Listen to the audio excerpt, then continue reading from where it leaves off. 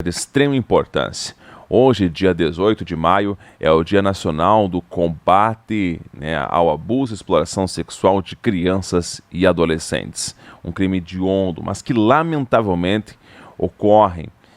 Isso em grande número e boa parte ainda que não estão nas estatísticas. São abusos que acontecem muitas vezes dentro da própria casa, cometido por um familiar muito próximo, de primeiro no extremo de segundo grau, e que a criança ou adolescente teme em contar.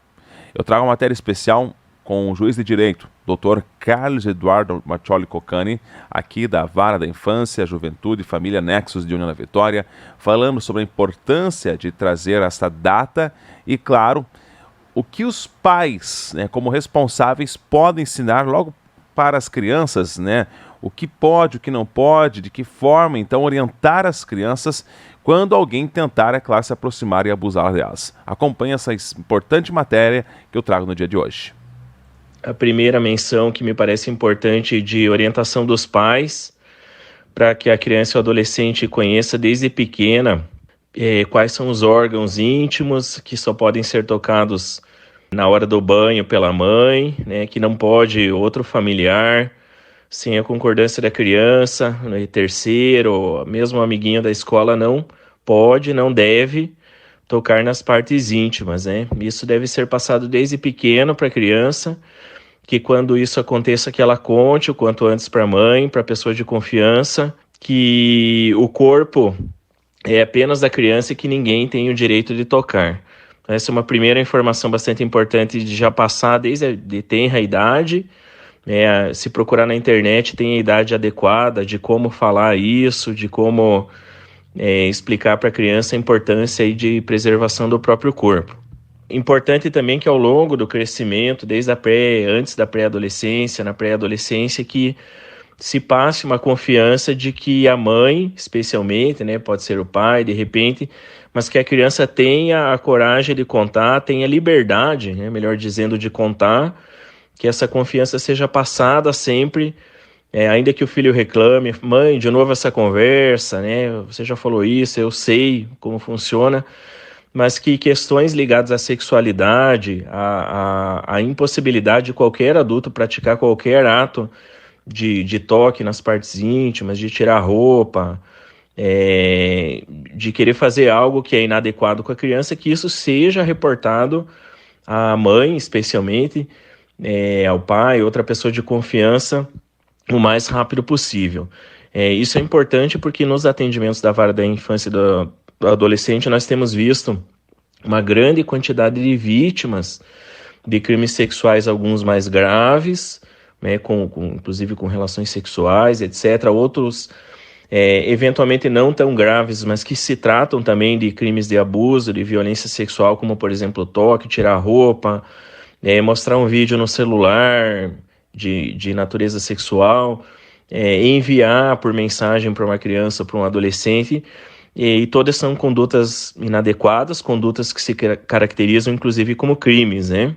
Então é importante também que essa liberdade de contar ocorra, que se abra esse espaço sempre de diálogo da mãe, dos pais para com os filhos,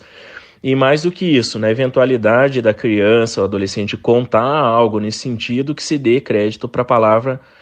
do filho, que se dê crédito para a palavra da vítima, porque via de regra, numa imensa maioria, e quase 100% dos casos, relatos de violência sexual, de condutas de abuso, de exposição de violência sexual, condizem com a verdade. Então, no segundo momento,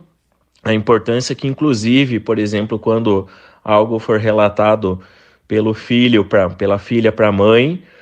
muitas vezes relacionado a alguém de confiança, nós sabemos que a maior parte dos abusos ocorrem dentro de casa, ocorrem por parentes, por pais, padrastos, avós, tios, enfim, que se dê crédito para o filho, para a filha, e que se procure ajuda urgente, especialmente quando houver algum risco. Que riscos seriam esses? É importante dizer que todo aquele que abusa de um menor de idade, seja criança ou adolescente, o faz num contexto de ameaças, É muito comum também na rotina nossa de trabalho da Vara da Infância e Juventude que a criança, que é vítima de violência sexual, guarde por um tempo a informação e tenha medo de contar em razão das consequências que possam advir aí caso ela conte, caso seja descoberto aí o abusador. Então é muito comum, por exemplo, a ameaça de matar toda a família, de colocar fogo na casa, de matar a própria criança, de acabar com a vida, de expor os fatos, né? E tudo isso, nesse contexto de ameaça, leva muitas vezes a criança ou adolescente a ter receio, ter vergonha, sempre há vergonha de contatos mais íntimos, mas acima de tudo também ter medo de contar mesmo para pessoas de confiança. Então o relato de violência deve ser averiguado, pode ser que não tenha acontecido, mas ressalto mais uma vez, boa parte das violências que são relatadas, quase a totalidade das violências que são relatadas condizem com a verdade. Ao contar, é possível chamar o conselho tutelar, que vai saber como proceder. O conselho tutelar do município atende em fins de semana, atende à noite, atende a qualquer horário, é importante dizer, em regime de plantão. Se houver uma situação de risco, né, de ameaças da pessoa presente, algo nesse sentido, deve ser acionada a polícia militar. O fato acontece. A Jovem Pan informa. Você fica sabendo. Credibilidade acima de tudo.